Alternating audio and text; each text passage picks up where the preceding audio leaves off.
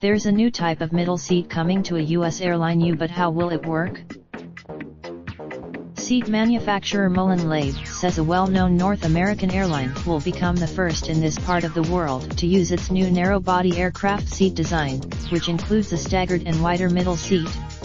There's also a Mullen Labe representatives are tight-lipped as to what airline it is, but say the airline will announce the new seats soon as part of a major brand refresh. Mullen Labe did whether the airline will actually use the sliding function on the seats remains unclear. More likely is, I got a chance to check out the Mullen Labe product at the in Hamburg this week and found the sliding function has some potential logistical challenges. The stated goal is to allow people to pass each other easily in the aisle, resulting in a speedier boarding and deplaning process. Airlines don't. While that's all well and good, the unique design of the new Mullen Labe seats when used in their sliding mode would require a completely different boarding process that left me scratching my head.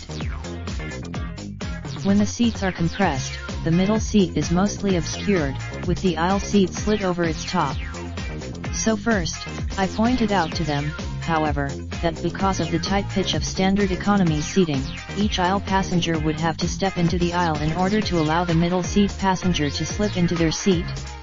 This would appear to, in my opinion, a better design choice might have been to have the aisle seat slide below the middle seat, rather than above it, so the window and middle seats could board first before then the aisle seat is slid out, allowing aisle passengers to board last.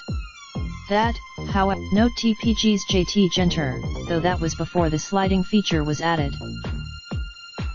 Mullen Labe representatives said the company has run numerous models on different boarding processes and the current free-for-all is not even close to optimal. Though I have often thought the same thing, I also can't think of any airlines who have adopted more efficient boarding processes, such as having all window seats board first. Such changes would, for more on how this will be rolled out, you'll have to stay tuned.